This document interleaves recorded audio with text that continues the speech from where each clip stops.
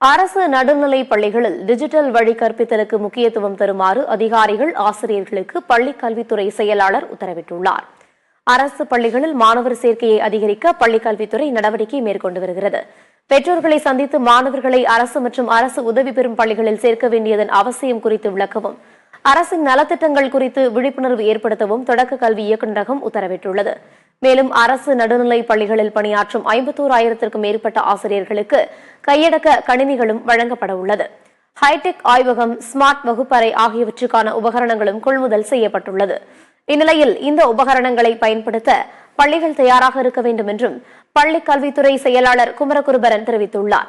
இது தொடர்பாக மாவட்ட கல்வி அதிகாரிகளுக்கு அவர் நேரடியாக குரல் வழி தகவல் அனுப்பியுள்ளார்.